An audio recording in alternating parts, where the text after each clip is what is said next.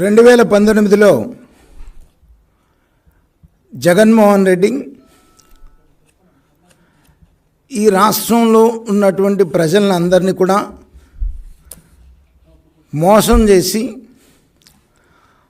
అబద్ధ మాటలతో ప్రజల్ని నమ్మించి అధికారంలోకి వచ్చినప్పటి నుంచి కూడా తాను ఏదైతే అవినీతి కేసులో 16 మాసాలు జైల్లో ఉండి క్షుణ్ణంగా బ్రిటిష్ పాలనను గురించి తాను రీసెర్చ్ చేశాడు. రీసెర్చ్ చేసి బయటకు వచ్చి ఎట్లా అయినా 19 ఎన్నికల్లో ప్రజల్ని నమ్మించగలిగితే తన లక్ష్యం ఏదైతే ఉందో భారతదేశంలో అత్యంత ధనికవంతుడు కావాలి అనేటువంటి లక్ష్యాన్ని ముఖ్యమంత్రి అయితే కానీ చేరుకోగలను అనేటువంటిది తన తండ్రి ముఖ్యమంత్రిగా ఉన్నప్పుడు చూశాడు. అలాగే బయటకు వచ్చి జైలు నుంచి బయటకు వచ్చి తల్లి, చెల్లి, బాబాయ్ సపోర్టుతో రాష్ట్రంలో ప్రజలందరినీ కూడా నమ్మించి ఒక్క అవకాశం అని చెప్పేసి నమ్మించి అధికారంలోకి వచ్చినప్పటి నుంచి కూడా బ్రిటిష్ రూల్ని పూర్తిగా ఈ రాష్ట్రంలో అమలు చేయటం మొదలుపెట్టాడు. ఏ రకంగా అయితే బ్రిటిషర్స్ భారతదేశానికి వ్యాపారం పేరు మీద వచ్చి నమ్మించి తన సొంత సైన్యాన్ని పెట్టుకొని భారతదేశాన్ని రూల్ చేసి భారతీయుల్ని ఏ రకంగా హింసించి హత్యలు చేశారో అలాగే తాను కూడా నమ్మించి ఒక అవకాశమైన అధికారంలోకి వచ్చినప్పటి నుంచి కూడా ఆంధ్ర రాష్ట్ర సంపద మొత్తాన్ని కూడా ఏకీకృతం చేసి తాను ఒక్కడే వ్యాపారం చేసుకుంటూ ఎవరిని ఎమ్మెల్యేలను కానీ మంత్రులు కానీ దగ్గరికి రానిస్తే వాటా అడుగుతారేమోనని దూరం పెట్టి ఆఖరికి తల్లిని, చెల్లిని కూడా కంటనీరు పెట్టి ఆంధ్ర రాష్ట్రం నుంచి తరిమి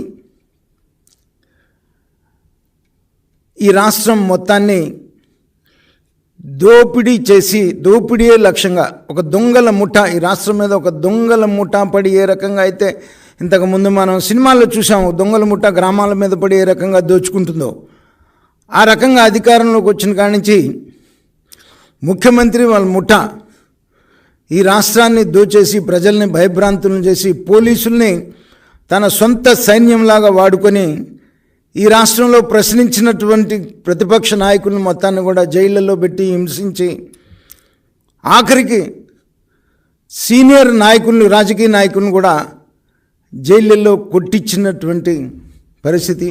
ఆఖరికి జాతీయ అధ్యక్షులు చంద్రబాబు నాయుడు గారిని కూడా అరెస్ట్ చేసి ఏ అభియోగం లేకుండా అక్రమ కేసులు పెట్టి 54 రోజులు జైల్లో ఉంచినటువంటి మాట మనం చూస్తూ ఉన్నాం. నేను సంవత్సరం క్రితం చెప్పాను వైసీపీ శాసనసభ్యులందరికీ కూడా, మీరు కనుక జగన్మోహన్ రెడ్డిని మార్చుకోకపోతే రేపు ఎన్నికల్లో తాను చేసిన తప్పులన్నీ కూడా మీ మీద వేసి తప్పుకొని మిమ్మల్ని బలి చేసేటువంటి పరిస్థితి వస్తుంది. అందుకని మీరు యాజ్ ఎర్లీ యాజ్ పాసిబుల్ ముఖ్యమంత్రిని మార్చుకోండి అనేటువంటి మాట సంవత్సరం క్రితం చెప్పాను నేను. ఇవాళ ఎమ్మెల్యేలు పనికిరారు అని ఇక్కడ పనికిరాని చెత్తను తీసుకెళ్ళి ఇంకొక చోట పోసేటువంటి కార్యక్రమం. ఈ చెత్తను మాత్రం ఇంకొకళ్ళు మాత్రం ఎందుకు మోయాలి? ప్రజలంతా అమాయకులా?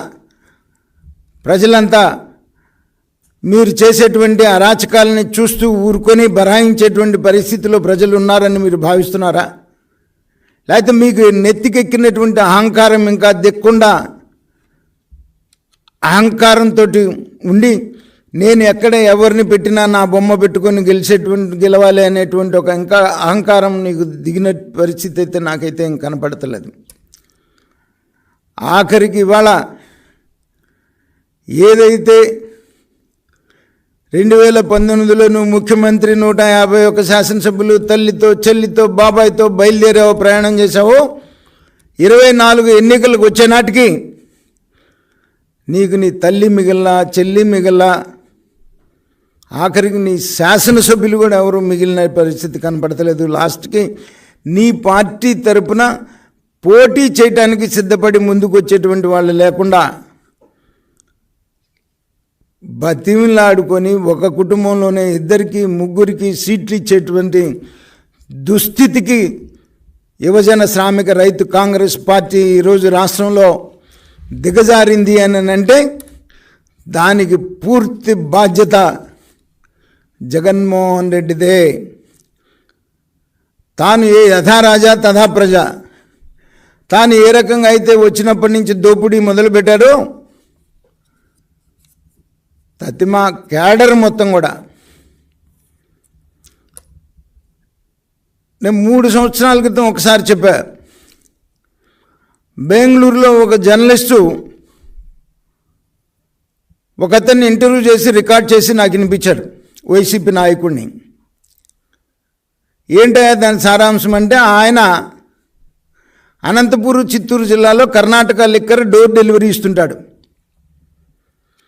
మరి మీ నాయకుడు జగన్మోహన్ రెడ్డికి తెలిస్తే మరి నీకు ఇబ్బంది కాదా అని అడిగితే ఆయన మాట్లాడిన భాష ఇప్పుడు నేను పత్రికాముఖంగా నేను మాట్లాడలేను, కానీ మేము కొన్ని కోట్లు ఖర్చు పెట్టి జగన్మోహన్ రెడ్డిని ముఖ్యమంత్రిని చేస్తే మొత్తం ఈ రాష్ట్రంలో సారాయి ఇసుక అతనే అమ్ముకుంటున్నాడు, మేము కూడా బతకాలి కదా, మా పెట్టుబడితో ముఖ్యమంత్రి అయినాడు జగన్మోహన్ రెడ్డి, మా పెట్టుబడితో ముఖ్యమంత్రి ఆయన ఒక్కడే వ్యాపారం చేసుకుంటే మేమెట్ట బతకాలి, అడగమను జగన్మోహన్ రెడ్డిని, మేము సమాధానం చెప్తామని చెప్పేసి చెప్పిన రికార్డ్ చేసి వినిపించాడు నాకు జర్నలిస్ట్ అన్నమాట. అదే రకంగా ఈ రోజున రాష్ట్రం మొత్తం మీద కూడా నువ్వే రకంగా అయితే దోచుకుంటున్నావు, కింద ప్రజల మీద పడి నీ ముఠా దోచుకోవటం, ఆఖరికి నువ్వు నీ ముఠాని ప్రజలు తిరస్కరించేటువంటి సమయం దగ్గర పడింది. ఖచ్చితంగా మిమ్మల్ని ప్రజలు తీసుకుని వెళ్ళి కృష్ణానదిలో కలుపుతారు. రేపు వచ్చేటువంటి ఎన్నికల్లో ప్రజలు తెలుగుదేశం జనసేన కూటమిని ఎప్పుడు ఎన్నికలు జరిగినా ఎన్నుకోవటానికి సిద్ధంగా ఉన్నారు. నీకు ఇక ముందు ఎన్నికల నాటికి పోటీ చేయలేక నువ్వు పోటీ పెట్టిన అభ్యర్థులే పారిపోయేటువంటి పరిస్థితి వస్తుంది, గుర్తుపెట్టుకో జగన్మోహన్ రెడ్డి అని చెప్పేసి నేను హెచ్చరిస్తున్నాను.